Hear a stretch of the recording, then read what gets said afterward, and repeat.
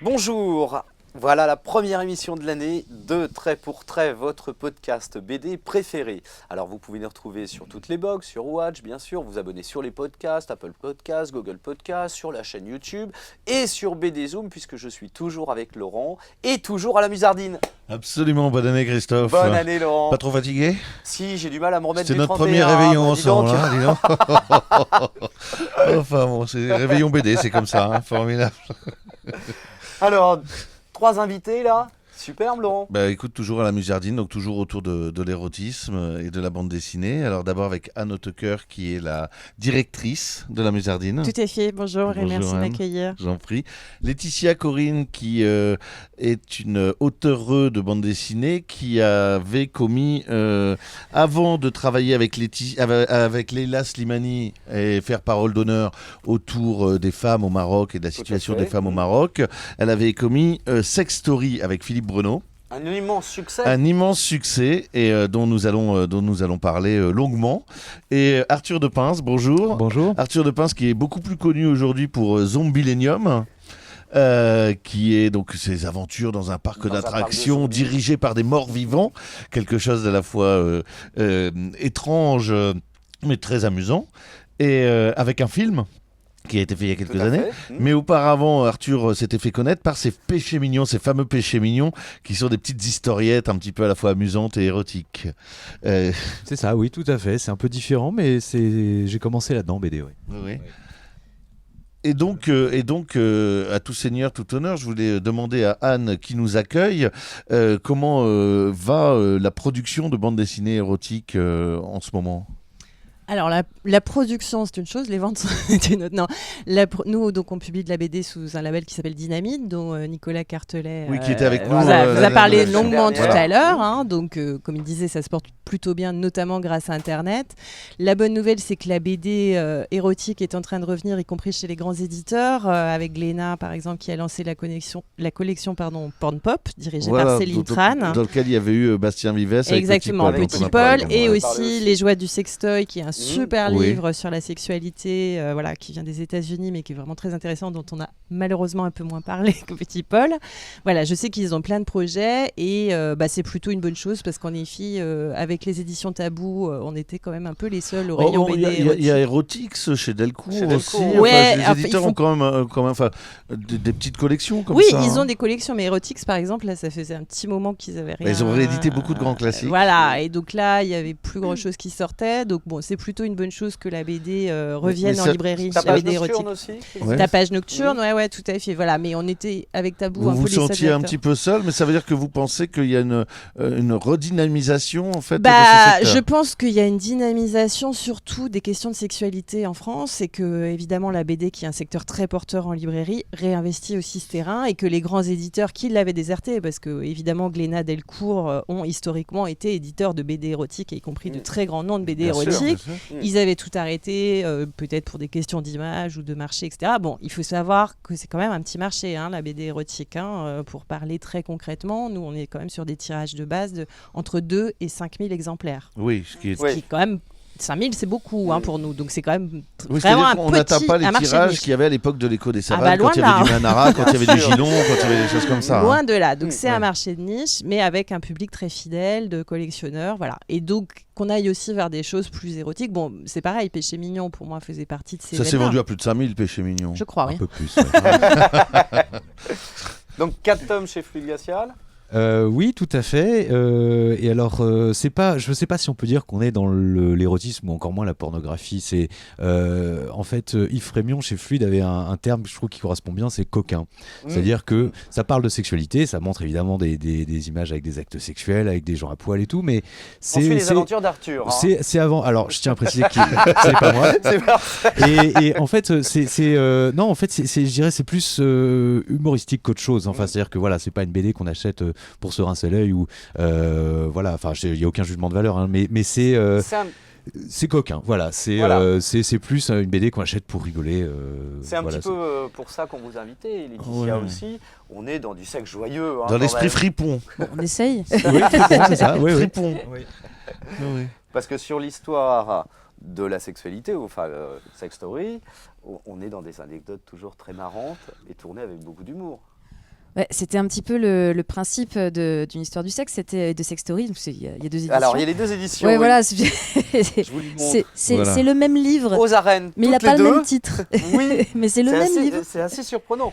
Pas le même traitement non plus, puisque là on est en couleur. Non, oui, mais c'est parce vrai, qu'entre deux, C'est une il a histoire été d'édition. traduit aussi, il a été vendu à l'étranger. Oui, oui, Hein oui. C'est en fait, disons est- que cette édition-là est un peu calquée sur l'édition Américaine, c'est ça, hein anglaise. Anglaise, d'accord. Qui est très d'accord. très belle, qui est très très Voilà.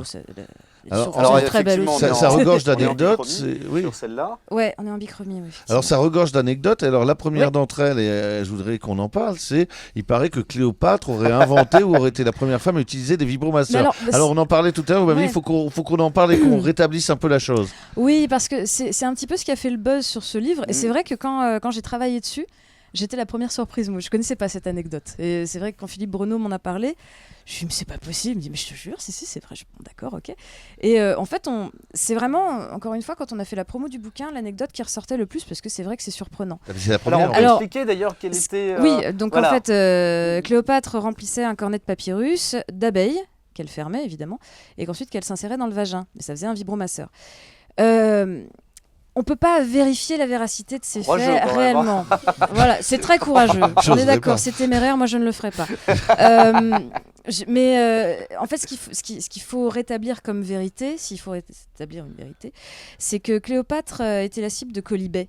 Beaucoup à l'époque. Elle n'était pas aimée du tout. C'était une femme de pouvoir, c'était une femme qui avait énormément de... Comment dire, qui politiquement était dangereuse. Et donc, comment l'attaquer en tant que femme ? En répandant des racontars, des trucs comme des ça. rumeurs. Oui, des rumeurs, comme quoi, par exemple, ça, pareil, Elle la serait déviante, fellation, elle aurait été déviante. Voilà, c'est ça. Mmh. Donc, on attaque une femme sur la sexualité. D'ailleurs, ça n'a pas changé. Hein. Oh, ça va. Non, mais c'est vrai. Si, c'est vrai. Non, ça n'a pas changé. Ça va peut-être commencer à changer maintenant, mais ça n'a pas beaucoup changé. Et donc, pour Cléopâtre, c'est la même chose. Mais en revanche, ce qui est tout à fait probable, c'est que l'objet en lui-même ait vraiment existé à l'époque. Ouais. Bah oui, voilà. puisque, Mais on n'est pas sûr que Cléopâtre l'ait utilisé. Est-ce que c'est utilisé. Voilà, Cléopâtre c'est ça. qui l'a inventé ? Ça, c'est complètement Alors il y a une petite discutable. bulle hein, quand même. Maintenant, faut pas que ça s'ouvre. Hein. Voilà. Ça, c'est toute la dimension humoristique de cet ouvrage, donc qui est rempli à la fois d'anecdotes, là pour le coup historiques réelles. Oui, bien. Ah oui, par contre, non, mais ça, c'était approximatif. C'est vrai qu'il y a beaucoup de théories au début, puisqu'il y a des choses qu'on ne peut pas vérifier. Donc, ça part plus, par exemple, tout ce qui est préhistorique. On ne peut pas concrètement le vérifier. Par contre, il y a des théories. Voilà, Philippe Breneau, qui est en plus spécialiste qui est anthropologue, qui est spécialiste des origines, voilà, c'est ça, des origines et des origines de la sexualité, a choisi certaines choses, a choisi de raconter certaines choses. C'est son avis, ce sont ses recherches. Il s'appuie sur des recherches que vous trouverez à la fin. D'ailleurs, il y a une espèce de lexique et une bibliographie à la fin, si vous voulez approfondir le sujet, la chose. Et donc voilà, en se basant sur ses connaissances, les connaissances des autres, de certains historiens, il a décidé de raconter cette histoire. C'est pour ça que ça s'appelle aussi une histoire de la sexualité, et non pas l'histoire de la sexualité, puisqu'il y en a forcément plusieurs. D'accord. Après, les anecdotes qu'on a et qui sont vérifiées, ce sont des vraies anecdotes. Mais alors pour être clair, l'ouvrage qu'on trouve aujourd'hui dans le commerce, c'est le C'est petit plus ou les celui-ci. deux sont encore disponibles? Je ne saurais pas vous répondre parce que normalement, celui-ci est de plus en plus difficile à trouver, Oui. ça Oui. c'est certain. Oui, c'est-à-dire que Celui-ci jusqu'à est- épuisement, quoi. Oui, voilà, c'est ça. D'accord. Oui, ça. ça a eu un super succès. Ça a quand très bien c'est marché. sorti. Oui. Ouais. Vous l'avez lu? Non, pas encore. Encore? Ça ne serait Ah bah tardé. merci. Je l'ai feuilleté, mais. Il y a J'aurais beaucoup peut-être trop de dû. textes. Il y a trop de textes. Alors, Ça- surprise. Ça fonctionne Non, bien un ouvrage comme ça, Bien par sûr, contre, là. bien sûr que ça fonctionne bien parce que voilà, c'est une approche de la sexualité et des questions du sexe qui évidemment intéresse tout le monde. Voilà, tout le monde est concerné par ces questions-là. C'est une approche qui est historique avec de l'humour du second degré, des dessins sympathiques.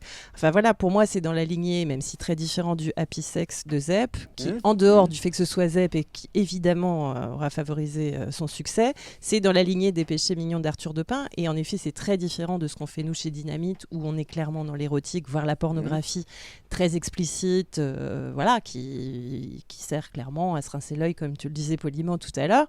C'est quelque chose de très différent. Là, on s'adresse plus à du grand public, en effet, des gens qui sont curieux, et c'est important que ce genre de choses existent. C'est comme Les Joies du sextoy qui est paru donc chez Glénat. C'est important que les gens, que la sexualité soit démocratisée, soit abordée sous un angle plus simple, rigolo. Voilà, ça permet, je pense, vraiment aux gens d'être plus à l'aise à ces questions-là, d'en parler entre eux, d'oser acheter ça ou offrir ça à quelqu'un. Et voilà, même si c'est différent de ce qu'on fait, je pense qu'il y a vraiment la place pour les deux approches. Quand on vous a proposé de le faire, vous avez hésité ou pas? Non, surtout pas. Bah non. Non, génial. Mais en plus, on l'a proposé. Enfin, c'était un casting. Non, c'est vrai j'ai passé un essai graphique dessus. On était 3 dessinatrices parce que Philippe voulait vraiment bosser avec une dessinatrice. Il se sentait pas en tant qu'homme. Enfin, il se sentait pas légitime de raconter en tant qu'homme une histoire de la sexualité sans avoir le retour d'une femme aussi et la vie d'une femme. Ce qui m'a aussi, il m'a sollicité pendant ce voilà.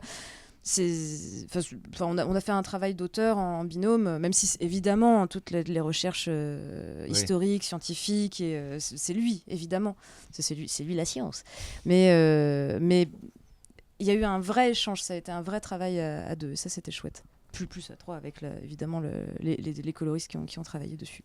Évidemment. Alors sur Péché Mignon, on est aussi sur une histoire de la sexualité, mais c'est la sexualité d'Arthur. Et vous êtes tout seul là sur Péché Mignon? Pas du tout, non. Alors j'ai travaillé, j'ai fait le premier tout seul. Ouais. Il faut savoir que le premier, en fait, Péché Mignon, était à la base pas du tout destiné à être un album. C'était paru dans un magazine qui s'appelait Max. C'est paru entre 2002 et 2005, quelque chose comme ça. Un magazine qui malheureusement a cessé d'être édité. Et c'était des petites histoires d'une page comme ça qui paraissaient dedans. Je fais une petite parenthèse puisqu'on en parle. La raison pour laquelle le personnage principal s'appelle Arthur. Oui, Oui, parce on que veut tout savoir. t'insistes un peu tout de lourdement. suite, J'insiste. moi j'ai identifié ça à On a fait l'auteur. 3 fois la blague, donc je explique le truc. En fait, c'est que c'est le rédac chef qui l'a appelé Arthur pour me faire une blague, et puis ensuite, ça y est, le truc était lancé, et le personnage s'appelait Arthur. Donc c'est paru donc dans Max, et ensuite j'ai rencontré Thierry Tinlot, qui était le rédac chef de Fluide Glacial à l'époque, qui m'a proposé d'en faire un album. Donc moi, j'entends Fluide Glacial, je dis évidemment, avec plaisir. Et alors, ce qui explique peut-être aussi que le niveau des blagues dans le tome 1 c'est un peu moins élevé parce que forcément c'était pas encore Fluide Glacial, donc c'est à partir du tome 2 où là le rédac chef m'a foutu un peu la pression en m'expliquant quand même que c'était Fluide Glacial et qu'il fallait relever un peu le niveau des blagues. Non mais c'est vrai, moi je trouve pas que les blagues du premier soient les meilleures, mais bon, voilà. Et ensuite pour les 2, 3 et 4, en fait j'ai travaillé alors avec le 2 avec des co-scénaristes. Pour les 3 et 4, j'ai travaillé avec Maya Mazoret en tant que co-scénariste, voilà. Qui est une des spécialistes de la sexualité. C'est ça, et sur le monde, dans Sexactu, voilà, donc sur GQ, qui a écrit beaucoup qui est une sommité en la matière, hein, si on peut dire. Et mais à l'époque, en fait, elle travaillait avec la Musardine. C'est par la Musardine que je l'ai rencontrée, en fait, parce qu'elle animait déjà son blog. J'aimais bien sa plume, je trouvais qu'elle avait beaucoup d'humour, et je me suis dit, c'est vrai que je cherchais vraiment un ou une co-scénariste vraiment qui ait pigé que vraiment l'esprit c'était à la fois le sexe mais surtout l'humour et le second degré, et voilà comment on s'est mis à travailler ensemble sur le tome 3 et le tome 4. Alors je vous en lis une sur Égoïste. Ce que j'adore, c'est être parfaite de la tête aux pieds, épilée, parfumée, et savoir qu'aucun de ces salauds n'en profitera. Voilà, c'est tout à fait l'esprit. Et d'ailleurs, elle a apporté, dans le tome 3, la différence, c'est que c'est plus le personnage d'Arthur qui est le héros, mais c'est le personnage de Clara. Clara, tout à fait.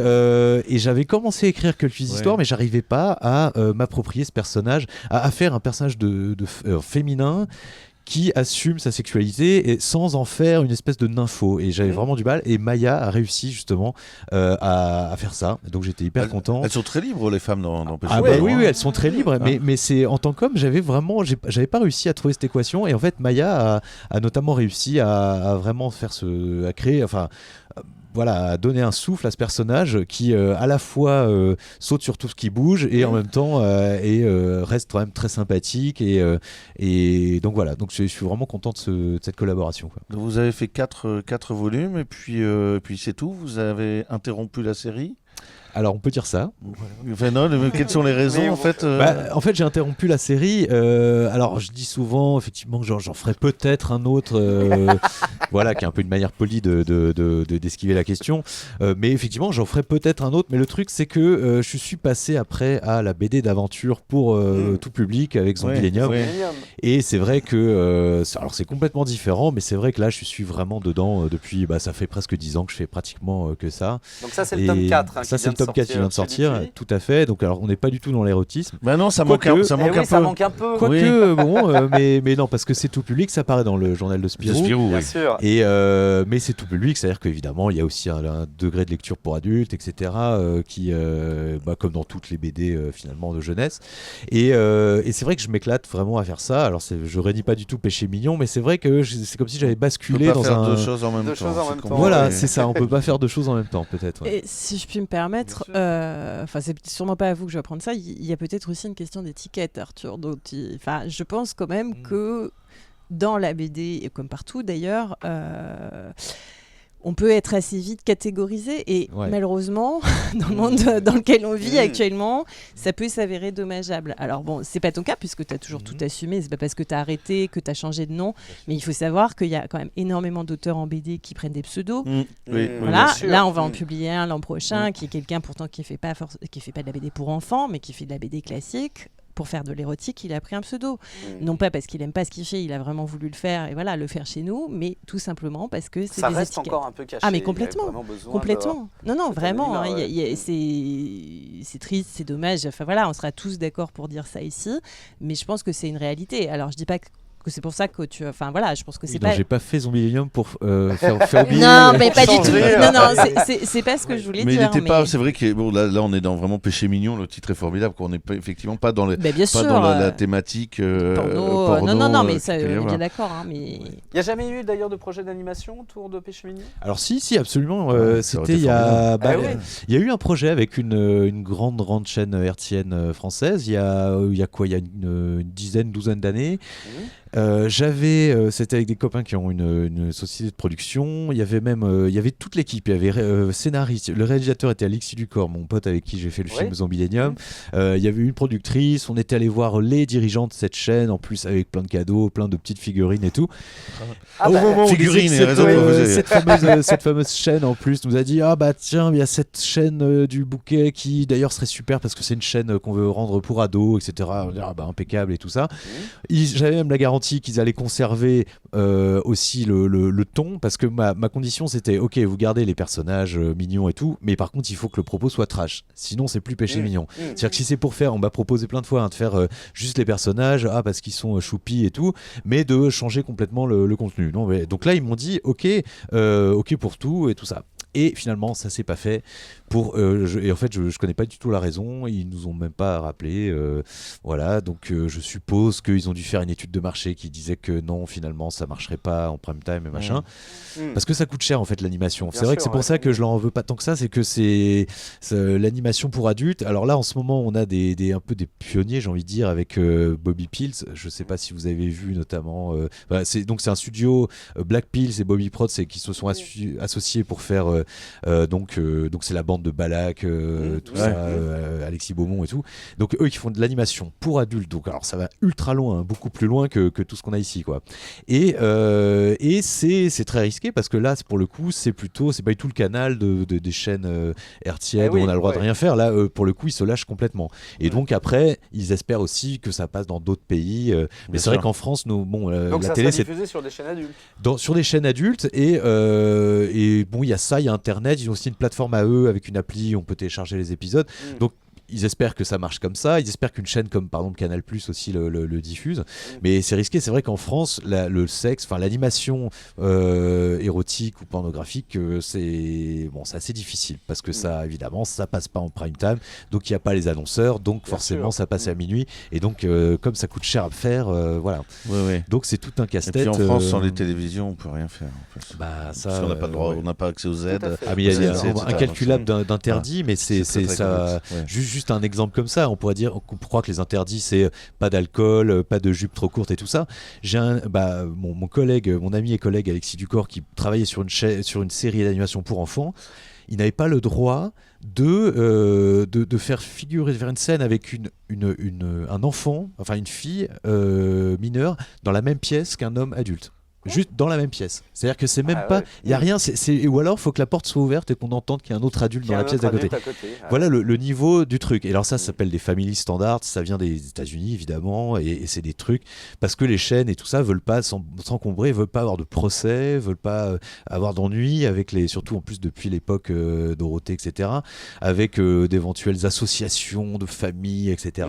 Et donc, du coup, maintenant, ils posent des interdits dès le début en disant il n'y a pas le droit de ça. Donc en gros, donc pour qu'il y ait une série d'animations érotiques, il faut se lever de bonne heure. Est-ce qu'il y aurait un retour d'un certain ordre moral ? Ah, c'est compliqué cette question. Hein. Moi, j'ai quand même. Je sais pas si, parce que je pense qu'on parle de plus en plus de sexualité. On le disait, il y a un retour en librairie de ce type de BD, donc c'est une bonne chose. Je pense que les gens en parlent de plus en plus facilement entre eux. Il y a une certaine forme de libération de la parole, bon, sans parler de la libération de la parole telle qu'on a pu le voir l'an dernier. Mais à côté de ça, il y a aussi des gens qui ont peur, vraiment, et qui l'expriment beaucoup plus facilement via les réseaux sociaux. Donc ça, c'est nouveau. Je pense que les histoires qu'on a pu entendre, enfin pas les histoires d'ailleurs, ce qui s'est produit autour de Petit Paul ou précédemment autour de cet ouvrage destiné aux adolescentes sur la sexualité des adolescentes, qui a donc n'ont pas été censurés, mais quand même l'éditeur a décidé de ne plus éditer le livre. Donc c'est pas une censure qui vient de l'extérieur. Voilà, où il y a eu des pétitions. Je pense qu'il y a aussi une forme de libération de la parole morale en fait. Le fait que les gens puissent l'exprimer anonymement sur les réseaux sociaux, signer des pétitions très facilement, etc. Il y a aussi la libération. Exactement. Et du coup, ça crée, à mon avis, une forme d'autocensure chez les créateurs et chez les éditeurs. Alors bon, nous, c'est particulier, c'est vraiment réservé aux adultes, etc. Donc on peut se permettre plus de choses, et encore, voilà, on n'est pas non plus à l'abri de plaintes éventuelles, mais je pense quand même qu'il y a un climat actuellement qui n'est pas très favorable au niveau de la moralité par rapport au sexe. Et Laetitia, quand vous faites des festivals, vous en faites souvent pour des dédicaces, des choses comme ça, donc vous rencontrez des lecteurs, vous avez eu des remarques négatives comme ça, des gens qui sont venus un petit peu pour... je sais pas, parlez-nous de tout ça. Alors non, j'ai pas eu de remarques négatives sur Sextory, j'ai eu des remarques surprenantes. J'ai eu des gens qui... Mais je m'y attendais parce que justement, une autrice justement comme Caro, dont on parlait tout à l'heure, elle, travaillant dans la bande dessinée érotique, s'est retrouvée aussi avec des mecs, surtout des hommes, qui venaient la voir en disant « Alors je veux l'héroïne, les jambes écartées, qui est en train de se... » Voilà. Et c'est compliqué, voilà, je pense que tu connais aussi. Pareil, et en fait, moi, je me suis retrouvée avec des hommes me demandant des femmes dans des poses très suggestives et des femmes me demandant des femmes aussi, toujours, dans des poses très suggestives en disant est-ce que vous pourriez dire que c'est pour machin de la part de sa petite salope. Et ça, moi j'ai un peu de mal. Moi, j'ai vraiment un peu de mal par rapport à ça. Non pas parce que je suis prude ou quoi que ce soit, mais parce que c'est pas ma façon d'appréhender la sexualité, du tout. Donc dans Sextory, j'ai essayé justement de faire quelque chose de coquin, voilà, comme Arthur, essayer de faire quelque chose d'assez élégant. Maintenant, je sais pas si j'ai réussi, mais c'était le but. Je voulais vraiment éviter de tomber dans le graveleux, parce que vraiment, on aurait pu. À plein de reprises, on aurait vraiment pu. Mais il fallait justement essayer de garder... Oui, c'est ça, une espèce, encore une fois, je sais pas, voilà, j'espère que j'ai réussi à le faire, une espèce d'élégance pour éviter de desservir le propos, parce qu'on reste quand même dans de l'historique, dans quelque chose qui est très sérieux, malgré tout, même si c'est humoristique, même si c'est ludique, ça reste quelque chose de sérieux. En plus, c'est assez engagé d'un point de vue féministe, c'est même pas un choix, c'est imposé... de lui-même. Mais donc voilà, pour répondre à la question, en festival, non, je me suis pas retrouvée avec des gens qui m'ont insultée, au contraire, mais plutôt avec des gens chelous, comme d'hab, quand on fait du cul. Compris, Laurent, parce qu'on a l'habitude de demander une petite dédicace à la fin. Attention à ce que tu demandes. Alors on peut peut-être aborder surtout rapidement... qu'on la monte, la dédicace. Surtout qu'on la monte. On peut peut-être aborder la série Osée, parce qu'il y en a des titres d'Osée, et notamment les couvertures faites par Arthur. Alors, combien de couvertures d'ailleurs, Arthur ? Alors, je crois entre 50 et 60. 69, Sur on une a dit. série, 69, on a dit. Il va Ça me fait plaisir, 69, voilà. Ouais. Sur une série qui compte. Qui compte 100 titres 100 maintenant, titres, hein. ouais, décliné, voilà. Ça, c'est un vrai succès. Alors ça, c'est un vrai succès, ouais. Lancé en 2004, donc la collection Osée, avec ce pitch de base qui était une collection de sexualité pratique, grand public au format poche.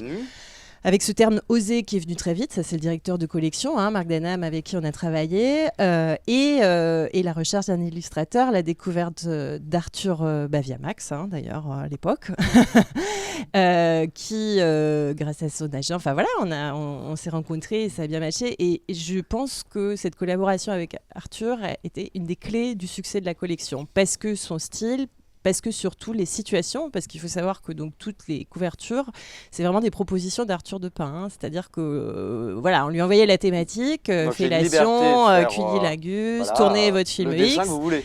Voilà, donc Liberty nous faisait des refs pour proposer, et donc c'est surtout cette façon qu'il avait de représenter des personnages un peu maladroits, un peu mal à l'aise avec ces questions de sexualité, qui était tout à fait dans l'objectif de la collection et qui a donc atteint sa cible. Puisque donc, lequel est le plus vendu ? Alors, la meilleure vente, c'est Oser la fellation, que vous avez entre les mains. On en reparle. Voilà, décidément, un thème éternel, qui a 90 000 exemplaires vendus actuellement. Ah oui, quand même. Ouais.